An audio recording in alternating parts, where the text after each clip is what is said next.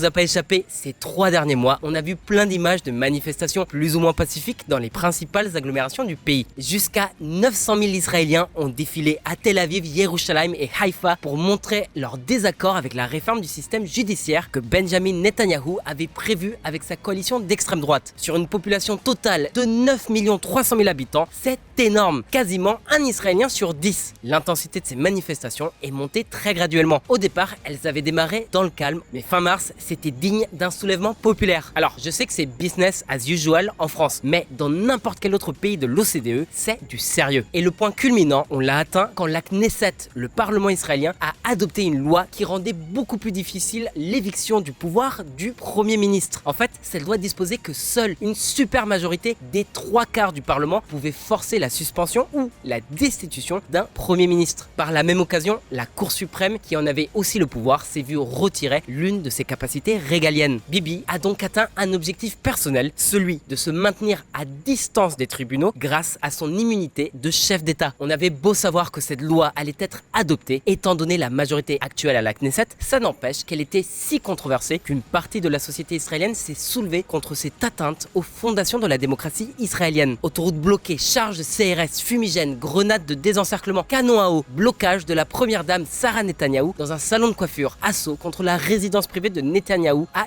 Yerushalayim, les principaux ports du pays en grève, l'aéroport Ben Gurion, le plus grand du pays, paralysé, les ambassades et les consulats fermés. Bref, le chaos.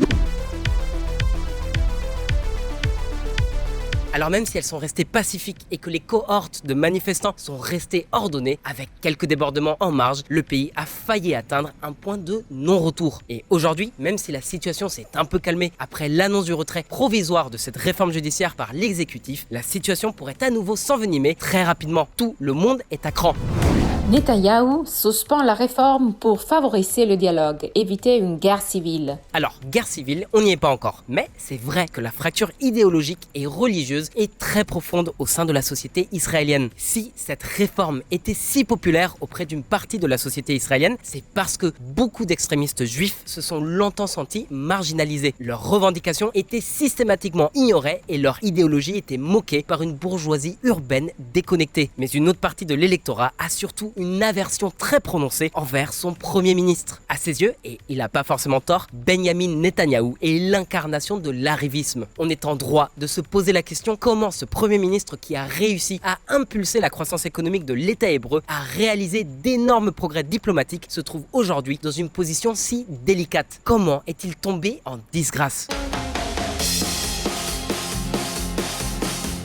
Et bah, ça a réellement commencé avec la coalition qu'il a formée avec l'extrême droite des fondamentalistes juifs pour revenir au pouvoir. Déjà, il a nommé Itamar Ben-Gvir du parti Otzma Yehudit, la force juive, à la tête du ministère de la Sécurité nationale. Un individu aux idées si radicales que Tsahal, l'armée de défense israélienne, n'a pas voulu de lui pour son service militaire. À l'époque, il était membre du KAR, un parti fasciste qui a fini par être désigné en 1994 comme une organisation terroriste. L'autre personnalité la plus clivante de la coalition, c'est Bezalel Smotrich, le ministre des Finances issu du parti Hatzionut Hadatit, le parti sioniste religieux qui, en plus, est devenu le premier civil à exercer le pouvoir sur les colonies israéliennes dans les territoires occupés. Mais on va pas s'occuper de lui aujourd'hui, on vous a déjà parlé de Smotrich dans cette vidéo. Donc, pour être sûr de rien rater, pense à t'abonner et à activer la clochette des notifications. Donc, en ce qui concerne Netanyahou, beaucoup considèrent qu'il est allé trop loin dans la poursuite de ses ambitions personnelles. Et sa fuite en avant pour échapper à ses casseroles judiciaires ont mené à l'apparition de ce que certains surnomment le Bibistan. Oui, parce qu'en fait, Netanyahou est poursuivi pour corruption, abus de pouvoir et prise illégale d'intérêt dans 4 affaires différentes. Les dossiers 1000, 2000, 3000 et, vous l'avez deviné, 4000. Sa femme, Sarah Netanyahou, a été, elle, condamnée pour détournement de fonds publics. Bon, pour le dossier 3000 qui concerne l'achat irrégulier de sous-marins allemands, il a déjà été acquitté. Mais les 3 autres dossiers sont toujours en cours d'instruction et les procédures s'étalent sans qu'on puisse en entrevoir la fin.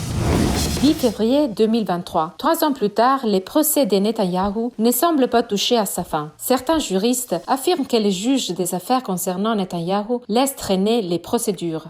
Certains suspectent, et Netanyahou le premier ainsi que son entourage, que les juges prolongeraient délibérément les procédures judiciaires à son encontre pour lui nuire politiquement en laissant planer l'ombre de l'accusation de corruption. Depuis, il a décidé de s'allier avec une coalition de partis d'extrême droite racistes, homophobes, voire carrément génocidaires. Israël devrait anéantir la ville palestinienne de Huwara, selon Bezalel Smotrich. Smotrich a beau s'être excusé depuis, ça l'a pas empêché de sortir d'autres bêtises de ce style-là. Un ministre israélien crée la polémique après des propos niant l'existence du peuple palestinien. Mais c'est bien la réforme de la justice qui a tout précipité. Une réforme qui vise à placer la justice sous la tutelle de l'exécutif. Ce serait de facto la fin de son indépendance. Et on parle pas uniquement de placer ci ou là des juges partisans de la coalition. Son impact sur les affaires courantes serait beaucoup plus vaste. Netanyahou est finalement allé trop loin. Les réformes de Benjamin Netanyahou provoquent l'indignation des partisans les plus fervents d'Israël aux États-Unis. La réforme est nécessaire et nous la mènerons à bien, mais pas au prix d'une guerre civile. Nir Barkat, ministre israélien de l'économie. Avec une réforme pareille, on pourrait comparer la démocratie israélienne à celle de la Hongrie de Viktor Orban ou celle du PiS en Pologne. Mais alors, si cette réforme est si impopulaire, pourquoi est-ce que le gouvernement qui en a la responsabilité a été élu? Et surtout, pourquoi cette réforme est-elle maintenue? On t'explique tout ça en détail.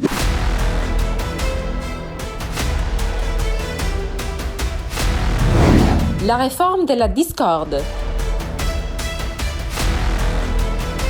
On avait tous à peu près conscience de l'opportunisme de Bibi, mais rares étaient ceux qui le savaient capable d'aller aussi loin pour s'accrocher au pouvoir. La réforme défendue par le ministre israélien de la Justice Yariv Levin, membre du Likoud, le parti de Netanyahou, accorderait au gouvernement un contrôle très poussé sur le système judiciaire. Alors cette réforme, qu'est-ce qu'elle prévoit ?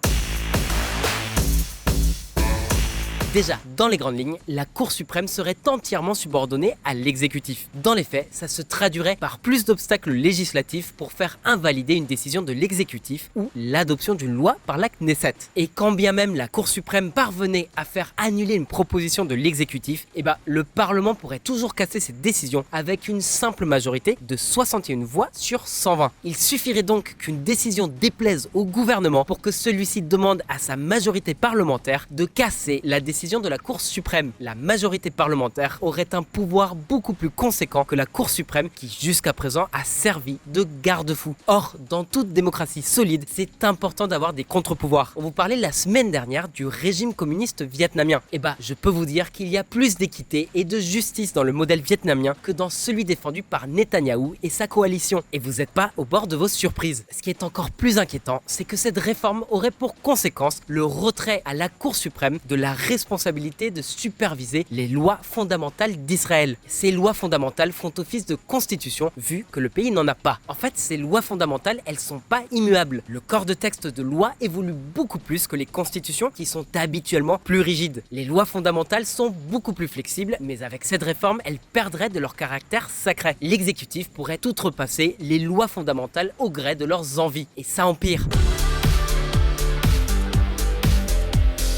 Netanyahou et sa bande souhaitent aussi modifier la procédure de nomination des juges. Jusqu'à présent, c'était le comité de sélection judiciaire qui s'en chargeait. Avec ce projet, ce serait le gouvernement qui prendrait la main et qui, de fait, aurait un contrôle total sur les tribunaux israéliens. Ce comité en question, il est composé de 9 membres. 3 juges de la Cour suprême, dont le président, le ministre de la Justice et un autre ministre, 2 députés de la Knesset, dont habituellement un de la coalition au pouvoir et un de l'opposition, et finalement 2 membres de l'association du barreau israélien. Ce mélange permettrait de conserver un certain équilibre et d'éviter tout favoritisme. Mais avec cette réforme, les 2 représentants du barreau israélien seraient supprimés au profit de la coalition au pouvoir qui récupérerait 2 postes. Le gouvernement aurait alors le contrôle total sur la nomination des juges de la Cour suprême comme de tous les autres tribunaux du pays.